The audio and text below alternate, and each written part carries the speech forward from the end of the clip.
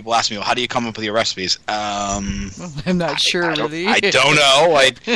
My taste buds tell me that things seem to work well, and I just run with it and see what actually happens. Yep, exactly. Hey, Sergio, welcome to the show.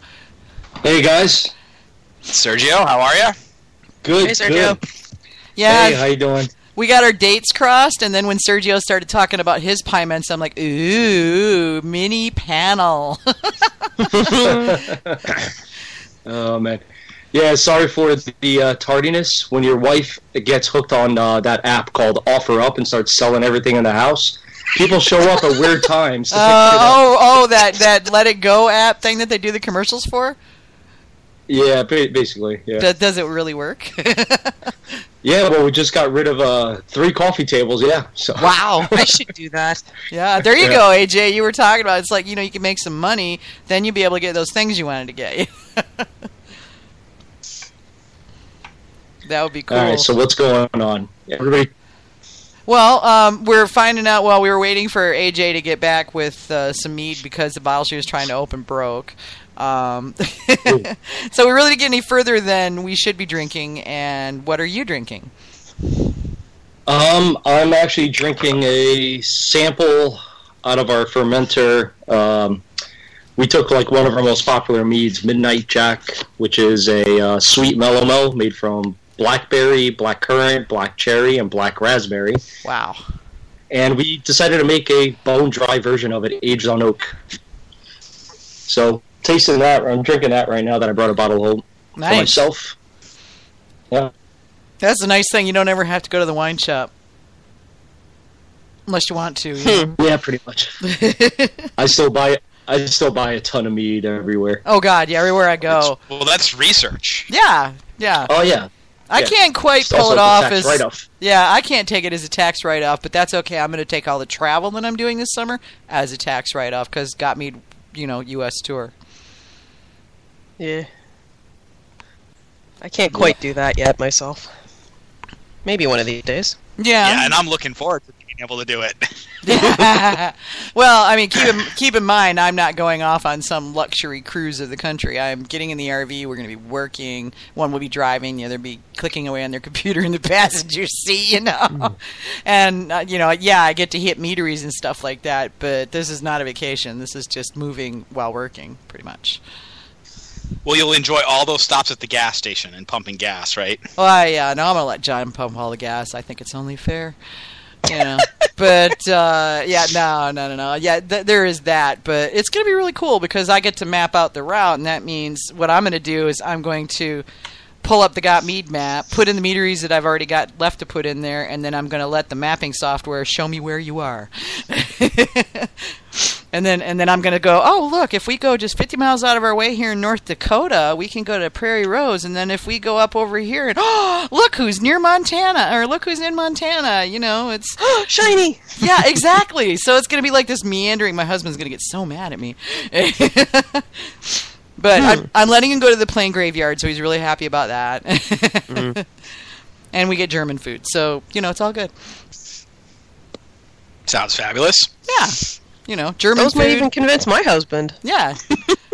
So, yeah, but on the other hand, though, I have no idea what to expect from living in a, 128 square feet with my husband and 4 dogs for 2.5 months. That's going to be interesting.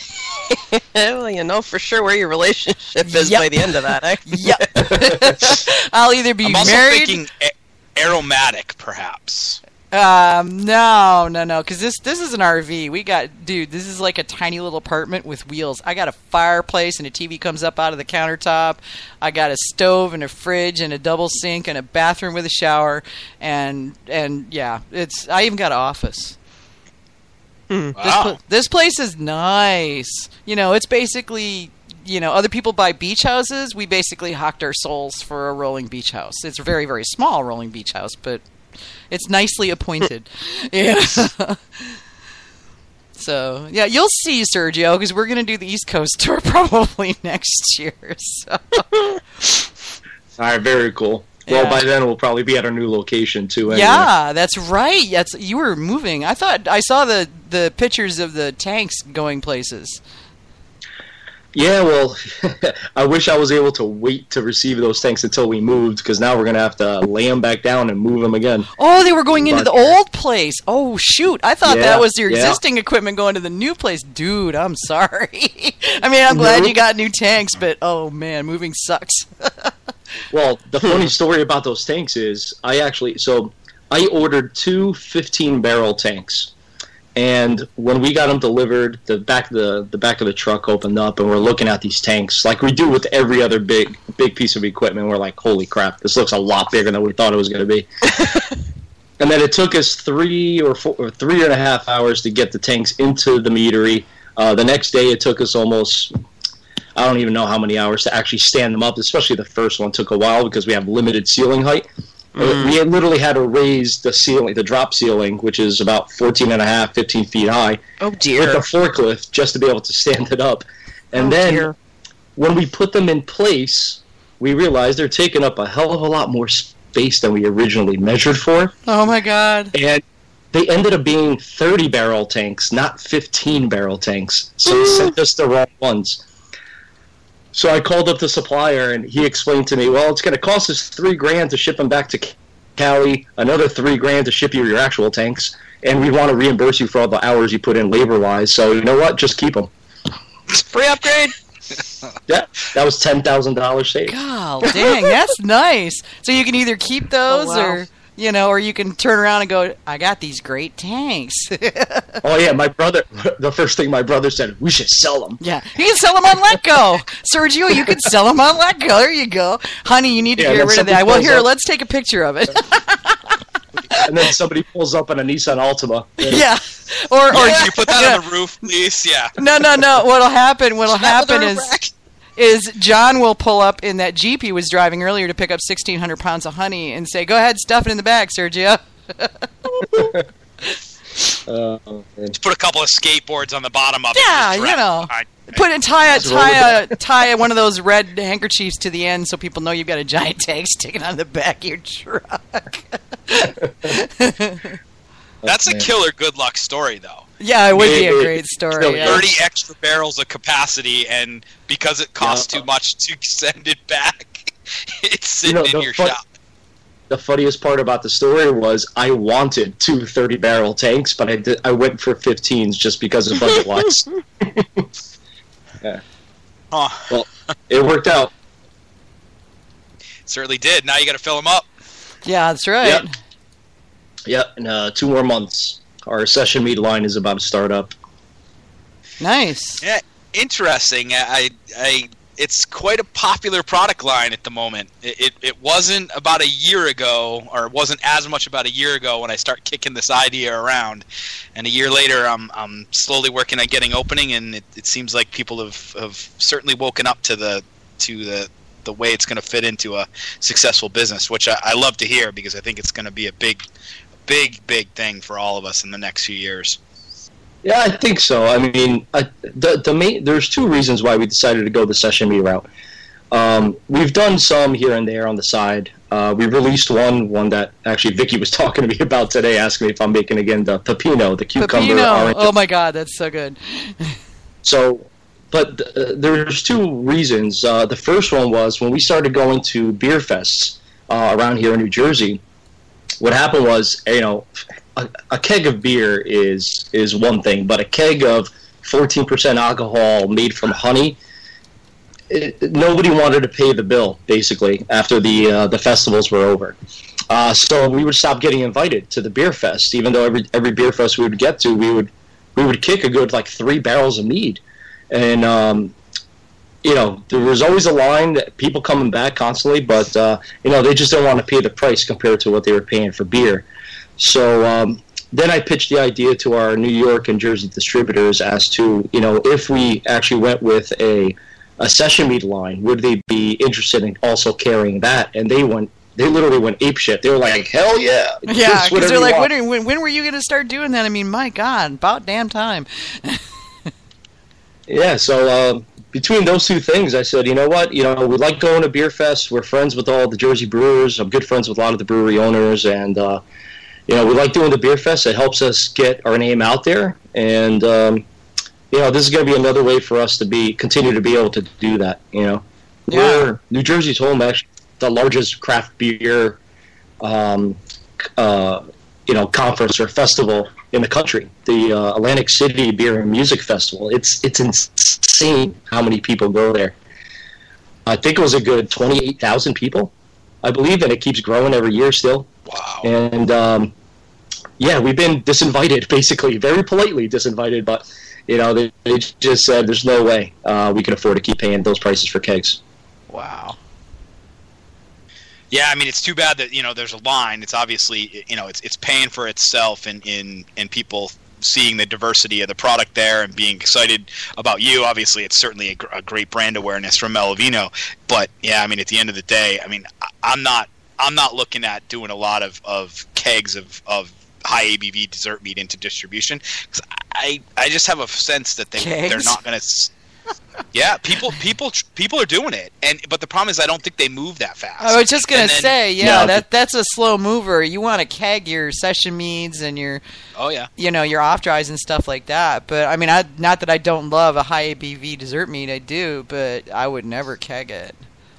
We're looking at it like cider. We want people to be like, yep, 6.5%. Give me another pint of that. Exactly. And it just makes sense to them to drink it in that form, like.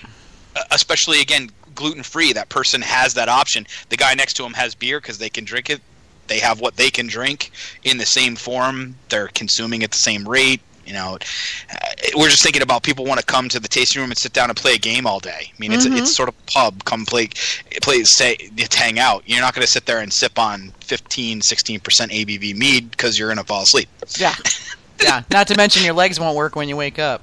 Exactly. Yeah, that's the problem with those high ABV meads. I mean, they're awesome, but there's that whole walking thing. You probably want to drink those someplace where you don't need to get up for a while. Right. Time and place for everything, like 2 a.m. at the Mazur Cup. That's perfect. That's perfect. Yeah, because you can just fall backwards over the bed that you're laying on and pass out. It's happened. I've seen it. In fact, it happens to somebody every year. There's another two arguments to be made as far as session meads go, as far as being part of a business plan for a meadery, is mead majority is more considered a craft beverage, more than it is wine, definitely more than it is beer.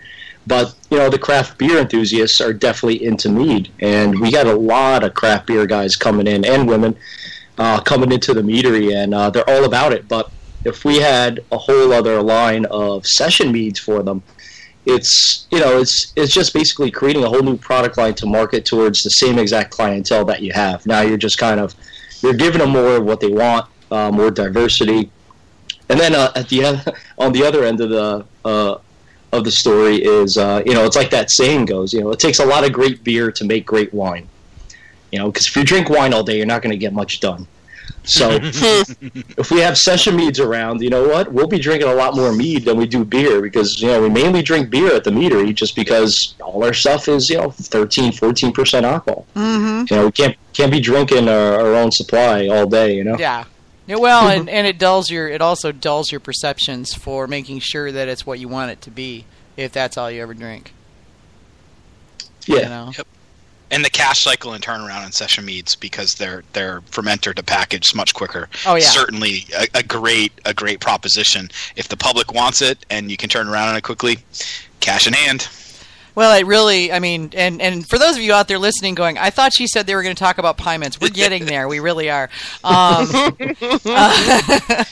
a detour. It's all right. Yeah, we're working our way. Ever heard of Pymen session meads? Of course you have now. So that being said, I think the whole session mead craze, if you will, because it is the fastest growing segment of our industry right now. And I think that session mead growth has really leveled the playing field for anybody who wants to get into being a meadery that can raise the initial funds. You don't have that long pitch to shelf. That, I mean, and granted, it wasn't that long, but it was still long enough to really kind of stretch a lot of resources for a lot of people. So, it certainly shortens, like you say, that pitch to cash cycle, so that you got funds coming in, so you can continue doing what you do. Yep.